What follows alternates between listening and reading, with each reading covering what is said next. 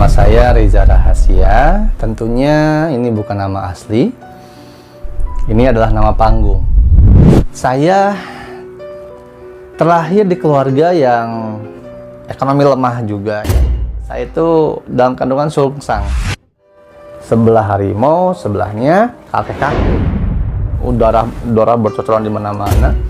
Kalau geger otak itu suka muntah. Nah, kalau geger otak muntah, katanya kita tunggu nih, muntah nggak nih anaknya. Saya masih ingat, saya main ada ke sebuah hutan belantara gitu ya, dan saya di situ melihat ular gede-gede, ukurannya sebesar pohon kelapa, raksasa lah gitu ya. Saya samperin, saya lihat, ternyata ketika semakin dekat saya lihat yang dibungkus kain kafan itu wajahnya adalah wajah saya. Kehidupan adalah sebuah perjuangan. Kehidupan adalah peperangan. Tapi tujuan kehidupan bukan soal menang atau kalah, bukan juga perkara berhasil atau gagal, tapi mengenai pelajaran yang kita dapatkan dari kehidupan untuk perbaikan diri kita dalam kehidupan. Selamat datang. Ini dia kisah hidup Reza Rahasia.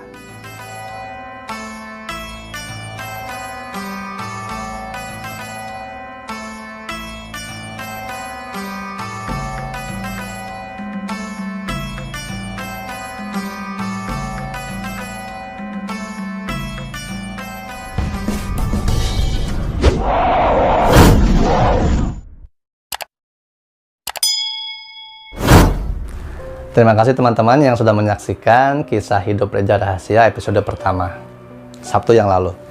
Saya akan melanjutkan kembali kisah hidup Reza Rahasia episode 2. Ini masa ketika saya pindah dari Bandung, tepatnya kota Cibaduyut, ke Garut. Saat usia saya beranjak masuk usia sekolah dasar. Alasan kenapa saya pindah dari Bandung, ya, dari Cibaduyut, karena kejadian-kejadian yang saya alami sejak bayi, lahir, dan balita yang saya ceritakan di episode yang lalu. Jadi jika belum menonton, silahkan menonton episode yang sebelumnya ya. Setelah saya mati suri, lalu akhirnya orang tua saya dan almarhum kakek nenek berembuk untuk mengganti nama saya. Nama asli berkali-kali diganti, dan sampai sekarang juga ada 2 nama sebenarnya yang masih dipakai. Jadi kalau di Cibaduyut, orang-orang Cibaduyut sana mengenal saya nama itu, tapi kalau di KTP, karena itu ayah saya memberi, jadi nama yang diberi ayah saya itu yang dipakai. Nah, proses ganti nama itu tidak gampang teman-teman, karena membutuhkan ritual. Jadi saya diritualkan dulu oleh orang tua saya dan keluarga. Di Sunda disebutnya kebo bingung. Jadi kebo bingung itu adalah seperti misalnya mengalihkan perhatian makhluk-makhluk gaib, dimensi-dimensi lain, untuk tidak selalu menarik saya, menemui saya, atau dalam kata lain mengganggu saya gitu ya. Padahal saya tidak pernah merasa keganggu gitu ya waktu kecil. Tapi itu yang diusahakan. Sampai saya diantingin nih teman-teman gitu. Katanya konon kalau anting saya masih ada dipakai, saya tidak berubah jadi harimau. Begitu. Nah, itu keterangan ibu saya tuh, karena yang dulu saya bilang kemarin ketika menyusui, ibu saya tidak berani melihat saya. Tapi setelah misalnya saya mau gunakan anting, nah ibu saya bisa melihat saya dengan tenang selayaknya ibu melihat anaknya. Gitu. Kebo bingung itu proses seperti itu. Jadi proses ruatan lah ya, mungkin ya, ruatan, terus saya diantingin gitu. Nah, pindahlah saya ke Garut. Itu kampungnya ayah almarhum. Jadi ayah saya itu dari terahnya ibu itu lahir dari pasangan suami istri. Nenek buyut itu Ma'arum itu orang Garut asli, Gunung Cikuray. Ya, kalau kakek buyut almarhum itu Abah Samadi, dia orang Purworejo, teman-teman. Nah, tapi saya mati obor sih ya. Purworejonya mana, di mana mati obor gitu. Nah, tadi saya pindah ke Garut, itu Kampung Sindang Sari, Desa Pamalayan. Saya bersekolah dasar di sana, SD. Ketika kita pindah ke sana, kita menempati sebuah rumah yang mungkin tidak layak disebut rumah ya, karena lebih seperti kesaung, gubuk ya. Kalau tidak tahu saung, gubuk. Jadi gubuknya udah reyot gitu. Jadi kalau kena angin kencang itu goyang-goyang, gentengnya pada jatuh gitu.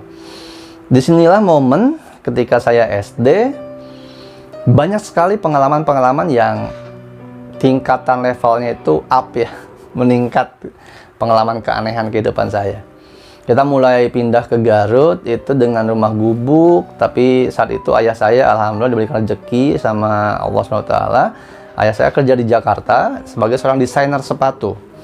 Jadi desainer sepatu, ayah saya itu, dia banyak mendesain sepatu-sepatu terkenal seperti Yonggi Komaradi, Denny Martin, terus Sophie Paris, banyak sekali. Banyak beberapa ahli-ahli sepatu yang sekarang masih ada dan tenar bekerja itu dulunya belajar ke almarhum bapak saya gitu. Nah, tidak lama kita pindah ke Garut. Bapak saya kerja di Jakarta dengan sebagai seorang desainer sepatu yang sukses. Kita setahun kalau tidak salah ya, sudah bisa berhasil membangun rumah. Jadi rumah gubuk yang sudah reyot itu dibangun. Nah, ini nanti akan saya ceritakan setelah kita membangun. Saya ceritakan dulu sebelum dibangun. Jadi ketika masih dalam kondisi rumah gubuk ya, reyot, perapiannya masih dari tungku api gitu. Itulah momen ketika saya mau masuk sekolah dasar. Ketika saya mau masuk sekolah dasar itu saat 6 tahun, itu ternyata penglihatan yang saya dapatkan waktu kecil itu semakin jelas, semakin luas, dan tapi tetap saya masih belum menyadari yang saya lihat itu bukan manusia kebanyakan gitu ya, makhluk-makhluk dari dimensi lain. Sampai suatu kejadian adalah yang membuat saya sadar bahwa selama ini saya berteman dan melihat itu bukan cuma dengan manusia saja, adalah peristiwa ketika saya selesai sunat. Jadi saya sunat, terus selesai sunat itu pas malam hari ya, yang namanya anak sunat kan susah tidur ya, nahan pedih gitu kan, nunggu kering. Malam-malam saya tidak bisa tidur. Saya lupa jamnya, jam berapa. Pada saat saya tidak bisa tidur, tiba-tiba saya melihat sosok pria separuh baya. Dibilang kakek-kakek juga tidak ya, tapi dia sudah ada beberapa uban yang saya lihat di rambutnya, di jambangnya gitu kan, di janggutnya. Dia tiba-tiba hadir, datang, ada mengenakan pakaian raja, hanya tidak lengkap dengan mahkotanya. Jadi dia memakai jubah, pakaian kebesaran seorang raja. Saya melihat dia sambil duduk menahan perih keringnya hasil sunat. Saya lihat siapa ini. Terus dia datang di hadapan saya, dia tersenyum, lalu dia berbelok ke arah tungku api. Itu yang saya lihat. Nah, karena saya waktu itu belum sadar yang saya lihat siapa, apalagi saya kan baru pindah ke sana, ke Garut. Jadi saya berpikir bahwa itu mungkin saudara ayah saya yang lain yang tinggal di sini. Dia baru datang ke saya, jenguk saya sunat. Saya berpikir seperti itu. Sampai esok harinya, paginya, saya bertanya kepada ayah saya, "Pak, semalam yang datang pakai baju merah, ornamen list emas-emas, bajunya bagus, berkilau, mengkilap. Dia lihat, tersenyum, terus berbelok ke tungku api. Itu siapa ya, Pak?" Karena kalau dari raut wajahnya dia tersenyum seperti seorang kakek melihat cucunya, gitu, menjenguk. Terus ayah saya berhenti sejenak, dia diam dan memikirkan sesuatu yang saya nggak tahu apa yang dipikirin ayah saya waktu itu. "Dia siapa, Pak?" Lalu setelah diam beberapa saat, ayah saya bilang bahwa, "Oh, itu uyut kamu," katanya. "Oh, uyut, oh ya udah," gitu. Udah tuh saya nggak inget, nggak lupa melupakan itu kejadiannya, karena saya anggap ayah saya jawab Uyut, ya udah manusia gitu kan. Tapi setelah berhari-hari kemudian kok sosok itu nggak ada lagi. Saya bertanya, Uyut kok nggak datang lagi Pak? Kok nggak nengok lagi? Perginya juga nggak bilang-bilang. Dulu kan kalau misalnya anak sunat dicecep ya, cecep itu adalah dikasih uang buat penghiburan gitu kan. Kok yang lain ngasih uang amplop, kok dia nggak Uyut ya? Ayah saya diem lama diem gitu kan. Sampai akhirnya saya menyadari bahwa ayah saya mengatakan itu Uyut ke saya, seolah-olah itu masih adalah manusia juga, adalah untuk melindungi saya dari sugesti-sugesti atau rasa takut parno yang berlebihan ternyata. Tapi akhirnya saya jadi tahu juga gitu kalau beliau bukan manusia ternyata, teman-teman. Gitu. Nah, taunya saya lupa karena siapa atau kejadian apa. Saya lupa, tidak ingat. Yang pasti setelah saya tahu bahwa beliau itu ternyata bukan manusia, saya sakit keras. Sakit parah, demam yang saya masih ingat sampai sekarang rasa sakitnya. Astagfirullahaladzim, itu nggak ada bayangan, nggak ada bandingannya. Saya belum pernah merasa sakit seperti itu lagi, dan semoga jangan ya. Karena begini, saya melihat sesuatu hal yang kecil menjadi luar biasa besar, yang besar menjadi kecil. Pendengaran saya jadi jauh lebih sensitif. Saya sempat mendengarkan suara kayak gitu kan, tapi kenceng, mungkin 50 kali lipat, dan memekakan telinga sampai saya pusing sekali. Ternyata ketika saya cari sumber suara, itu suara nyamuk, tapi suaranya 50 kali lipat lebih kencang, lebih besar. Saya dengar juga suara kayak kepakan sayap gitu kan. Saya lihat, saya cari sumbernya, itu dari sebuah lalat, seekor lalat. Saya dengar suara bisikan, ngobrol, ini suara apa, bahasa apa, saya nggak ngerti gitu kan. Ternyata ada segerombolan semut yang sedang lewat. Itu berkali-kali seperti itu, bahkan saya penglihatan itu berganti-ganti, lompatan yang saya alami itu seperti saya berkali-kali melompat di satu dimensi yang berbeda, tempat yang berbeda, tapi saya masih kondisi di dalam tidur berbaring di atas ranjang ya, disebutnya ranjang. Kasur dengan ornamennya itu dulu ranjangnya itu dari besi, masih zaman Belanda kuno gitu. Dan saya masih ingat saya itu seperti diikat di situ. Entah karena saya memang benar-benar diikat, karena suka berontak mungkin ya, sakit parah itu, atau memang itu perasaan saya aja mungkin ya gitu. Nah itu sering terjadi seperti itu. Nah sekarang saya baru tahu bahwa suara-suara yang memekakan telinga seperti itu, ibaratnya gini, biar gampang dibayangkan. Teman-teman tahu seperti awal mula Peter Parker digigit oleh laba-laba, dia kan suka spider web ya.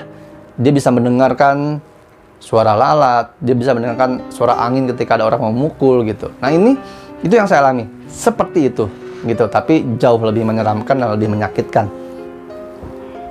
Nah saya lupa itu umur berapa, tapi saya masih ingat. Dan kejadian itu kalau saya tanyakan kepada orang tua saya sekarang, ke mama ya, mama seperti tidak pernah mau bercerita itu kejadian apa gitu. Malah kayak saya bilang ke mama, mah dulu kayaknya Ujang sempat sakit dan sampai diikat di ranjang ya, itu sakit apa, kenapa ya? Masa sih, emang pernah ya? Enggak gitu, selalu begitu. Tapi saya masih ingat itu sampai sekarang detailnya gitu. Dan saya benar-benar sakit kok saya ngalamin gitu kan.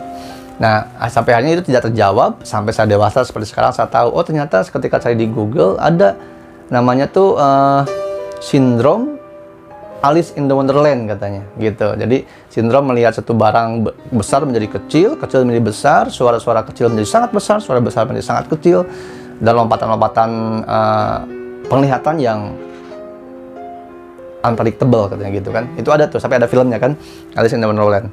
Alice in the Wonderland. Seperti itu sindrom seperti itu sakitnya.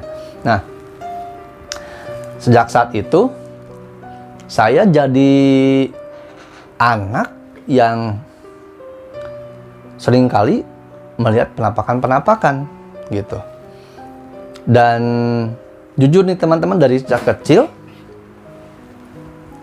hanya itu yang saya alami. Jadi saya tidak pernah mengalami seperti anak-anak kecil lainnya yang sebut saja indigo atau apa gitu kan. Karena saya juga tidak pernah merasa indigo sampai sekarang. Jadi saya tidak pernah merasa terganggu dengan penglihatan. Saya tidak pernah mendapatkan bisikan-bisikan dari telinga gitu kan. Semuanya yang saya lihat ya normal seperti biasa dan tidak merasa terganggu, apalagi sampai kerasukan. Tidak. Saya tetap sebagai anak-anak biasa pada umumnya. Hanya misalnya saya sedang bersama teman cuma 2 orang, tapi saya suka menegur, menyapa, dan ngobrol dengan orang lain selain 2 orang teman saya gitu kan. Jadi seringkali teman-teman saya ketika main dengan saya, mereka jadi malas gitu kan. Malas kan ngobrol sama siapa sih lu gitu. Kayak gitu ya waktu kecil tuh. Nah akhirnya ketika selesai sembuh sakit itu, saya dimasukkan untuk mengaji sama bapak. Karena lingkungan Garut itu banyak pesantren tuh. Saya sempat disuruh pesantren sama bapak usia SD itu, dan itu jaraknya jauh. Jadi dan itu jalan kaki lagi zaman dulu. Berapa kilo ya? 20 kilo mungkin ada ya dari rumah gitu kan. Cuman ya karena memang disuruh ngaji, belajar, ya udah ngaji saya ke pesantren itu tersebut, tapi tidak nginap ya. Jadi kayak pesantren kilat mungkin ya.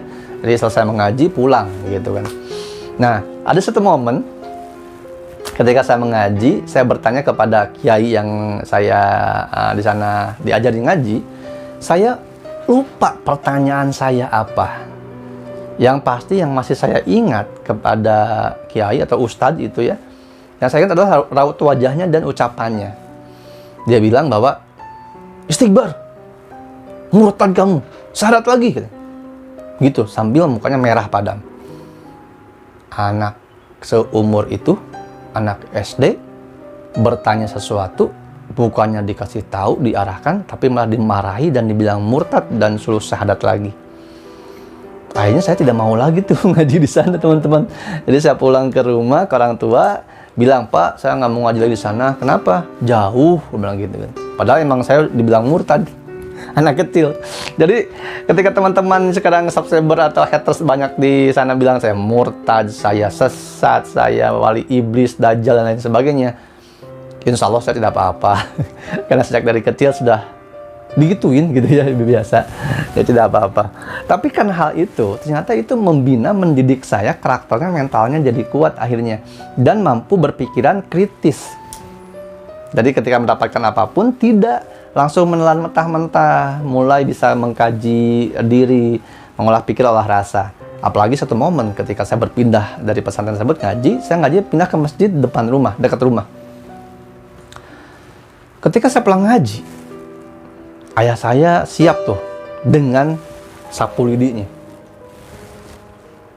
Ini kalau angkatan 80-an pasti paham lah ya, orang tua yang seperti itu ya. Main ceplot aja gitu kan. Jadi saya pulang ngaji, datang, duduk, oke.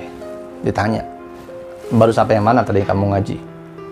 Saya bilang baru huruf hijaiyah, Pak. Alif, batasa, udah cukup, udah Bapak. Alif itu apa? Huruf hijaiyah, Pak. Plak, ceplot saya. Sakit dong ya, anak kecil, pak gitu kan. Iya alif, Pak, apa? Ceplok lagi gitu. Huruf hijaiyah, iya apa? Plak. Terus-terusan tuh. Sampai suatu akhirnya mamah datang gitu kan. Biasa kalau ayah tegas memberi pendidikan, mamah menyelamatkan ya kan.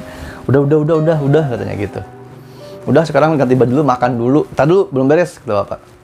Kamu baru bisa baca, belum ngaji kata Bapak. Alif itulah simbol pendirian, tauhid, keimanan kamu.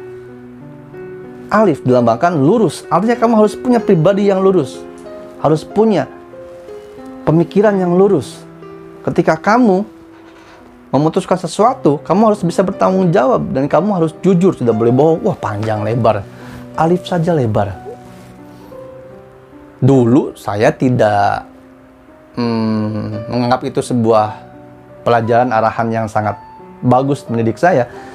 Malah saya jadi tidak suka sama ayah saya gitu kan, jadi membenci gitu kan. Ya normal, anak kecil ya, dikerasin gitu kan. Tapi sekarang malah tambah cinta saya sama saya. Jadi saya bersyukur ketika saya seperti itu, karena saya banyak pelajaran. Itu baru alif seperti itu.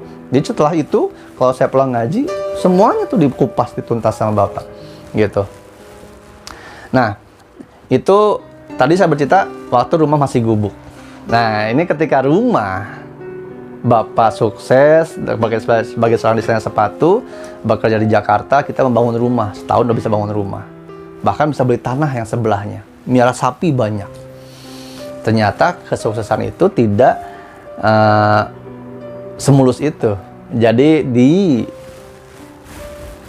di balik kesuksesan, keberhasilan, ada ikut serta rasa iri dengki yang hadir bersamaan.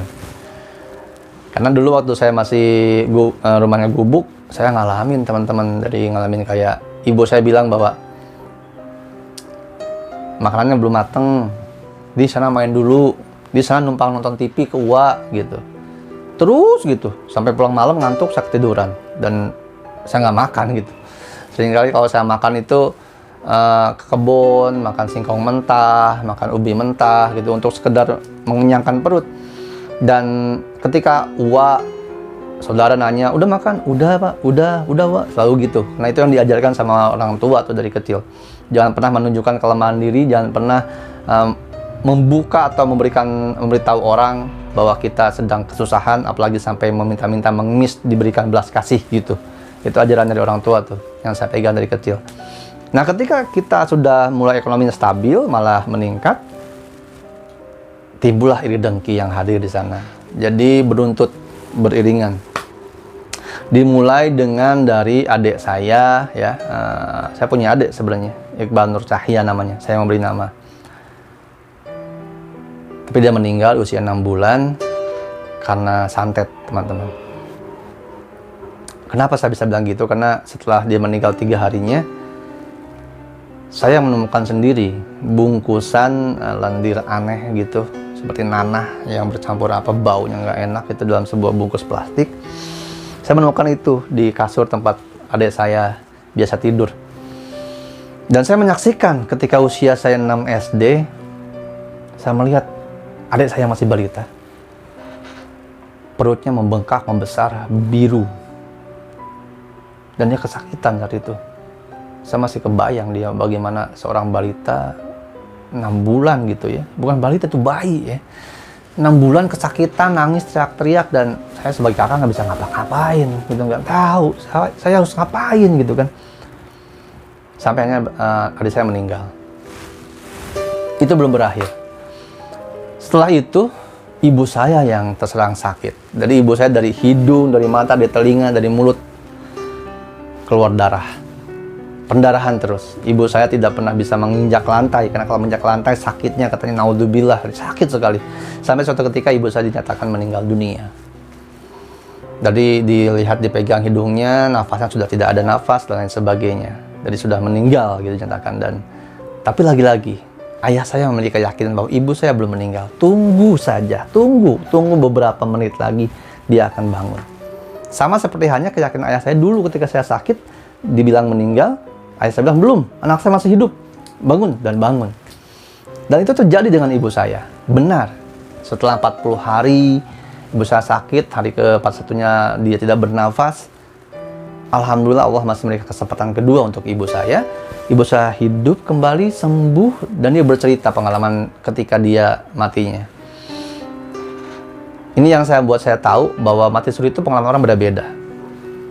Kalau ibu saya, dia mengalami, katanya, dia melihat, dia pergi dari jasadnya, dia melihat bapak saya, tapi dia tidak bisa memanggil-manggil, tidak bisa bersentuhan dengan yang ada di sekitarnya. Dia naik ke langit, di langit sana ada yang bawa sosok laki-laki, dan ketika masuk ke langit 1, katanya, itu ada gerbang yang menanti dia, dan dia disuruh wudhu. Jadi setiap masuk langit disuruh wudhu. Lalu ketika langit selanjutnya, dia melihat, awalnya mendengar dulu, katanya, mendengar suara petir menggelegar dan kilatan petir, dar gitu. Ibu saya diperlihatkan, ternyata ada sosok yang memegang cambuk. Jadi petir itu dipegang oleh seseorang yang memegang cambuk. Yang pada akhirnya ketika saya dewasa sekarang, saya mencari tahu ternyata itu malaikat yang bernama Ra'at. Malaikat yang bertugas menurunkan hujan, ya kan, dengan sana cambuk petirnya, gitu. Nah, selesai melihat itu, ibu saya diperlihatkan surga dan neraka, katanya. Dan ibu saya bilang kepada saya dan keluarga bahwa ibu saya disuruh ganti baju. Nanti kalau baju kamu sudah baik, sudah bersih, sudah bagus, itu saatnya tahun sekian, tanggal sekian, kamu balik lagi ke sini. Jadi dengan kata lain, ibu saya sudah dikasih tahu tuh kapan katanya dia meninggal gitu. Tapi Allah lebih sabab. Karena proses seperti itu, ayah saya akhirnya dia berhenti bekerja, melindungi keluarga. Apalagi kejadian terakhir ketika ibu saya kehilangan janin yang dikandungnya selama 11 bulan. Sebelum kejadiannya, konon ibu saya katanya kedatangan seorang nenek-nenek yang bilang, siap-siap ya, nanti ada titipan untuk kamu, dijaga dengan baik, kasih tahu suami kamu. Tapi ibu saya lupa dan ayah saya sibuk kerja, akhirnya, dan kita tidak tahu, ternyata titipan itu adalah sebuah janin. Ibu saya hamil 11 bulan. Anehnya adalah ketika ibu saya hamil, cek ke dokter, ke bidan, karena ekonomi kita udah lumayan bagus saat itu. Menurut bidan, oh sedang hamil, ada katanya. 3 bulan kemudian dicek ke dukun beranak, kan disungsar katanya, dipijat, diarahkan bayinya. Kata dukun beranak, enggak bu, enggak ada janin. Periksa lagi dong ibu saya. Ketika periksa ke bidan yang sama, dia bilang, oh iya bu, ternyata enggak ada janin, hamil anggur gitu kan, kalau sekarang bilang katanya. Kok enggak ada sih? Terus berapa bulan kemudian perutnya membesar tetap gitu. Cek ke dukun beranak, katanya ada janin sekarang bu gitu. Oh ada, senang gitu kan. Cek lagi ke bidan, terus gitu. Kata bidan tidak ada, kata dukun beranak ada. Dan sebaliknya, kalau bidan bilang tidak ada, dukun beranak ada. Terus sampai 11 bulan. Setelah 11 bulan, tiba-tiba kandungan ibu saya, terus ibu saya mengempes. Dan setelah mengempes, ibu saya lihat dia mengalami rasa sakit seperti melahirkan. Dan ketika selesai kempes, ibu saya selesai dengan rang-rangan nafas yang kesakitan, tetangga datang semuanya ke rumah membawa beras, membawa makanan, lauk pauk. Karena kebiasaan di kampung gitu, kalau ada yang lahiran, bawa beras, bawa apa segala macam. Datang. Menjenguk, ingin lihat bayi. Karena mereka melihat, atau maaf, mereka mendengar ada suara tangisan bayi. Tapi ketika nyampe ke rumah, ya mereka heran. Jangankan mereka, kita saja, saya sama ibu saya heran, karena tidak ada bayinya. Tapi terdengar suara tangis-nangisnya. Itu Allahu a'lam bishawab ya, peristiwa apa, dan itu juga saya tidak mau menjelaskannya sekarang. Yang pasti itu kejadian-kejadian yang saya dan keluarga saya alami. Nah, akibat itu, ayah saya berhenti bekerja dan dia fokus untuk berpuasa, untuk melindungi keluarga dan mohon munajat kepada Allah Subhanahu wa taala agar diberikan perlindungan dan ditunjukkan kebenaran yang benar-benar sebenarnya terjadi. Karena ayah saya nggak mau hanya dengar kabar dari orang lain kalau keluarga kita kena santet. Dari mulai adik saya, ibu, sampai kandungan yang hilang. Akhirnya ayah saya berpuasa selama 40 hari 40 malam, dia pati geni teman-teman, dia nggak buka-buka. Lalu ketika 39 kalau nggak salah, hari ke-39, ada yang datang ke rumah. Saya masih ingat, saya masih baru pulang sekolah, saya lagi naruh tas, saya mencuri dengar. Ada datang terus bilang, pakai bahasa Sunda tapi ya, ini saya translate langsung aja. Mohon maaf, jangan tamatin puasanya di sini ya. Kalau bisa mohon pindah dari sini. Karena sebelumnya sudah ada 6 orang dukun santet yang meninggal di sini. Dan nanti ada yang ke-7 akan meninggal kalau Ujang dan keluarga masih di sini. Dan yang ke-7 itu adalah saya sendiri. Orang itu bilang langsung seperti itu. Dan orang itu bukan orang lain. Dia adalah paman sepupu ayah saya sendiri. Karena diberitahu seperti itu, dan ayah saya kaget, ternyata puasanya membuat ada orang meninggal, padahal niatnya tidak untuk mengambil nyawa orang lain, dan tidak untuk membalas santet, hanya untuk berlindung kepada Allah, dan meminta ditunjukkan kebenaran yang benar-benar dari sisi Allah. Karena didatangi hal seperti itu, diberitahu, maka ayah saya menurutinya, karena tidak mau menjadi seorang pembunuh, walaupun tidak niat membunuh, membalas. Akhirnya rumah kita dijual, padahal kita lagi bagus-bagus saat itu. Sapi juga akhirnya dijual, segala macam. Pindah ke Bandung. Karena saya juga sekolah, pas SD lulus, pindah ke Bandung untuk melanjutkan SMP. Nah, cerita selanjutnya nanti akan saya bagi di episode yang ketiga ya. Dimana ketika masa transisi, saya mencoba mengontrol diri, berdamai dengan apa yang saya alami, dan balelo saya waktu remaja mulai gabung ke geng motor. Sampai ketemu lagi di kisah hidup Reza Rahasia selanjutnya. Video ini saya akan upload setiap Sabtu malam. Jadi sampai ketemu di Sabtu malam minggu depan, malam minggu. Sebuah kehidupan, sebuah kisah memiliki pelajaran. Maka kejarlah pelajaran sebanyak-banyaknya untuk mendapat kebermanfaatan dan perbaikan dalam kehidupan. Saya Reza Rahasia, sampai ketemu malam minggu depan di kisah hidup Reza Rahasia. Salam damai seluruh alam.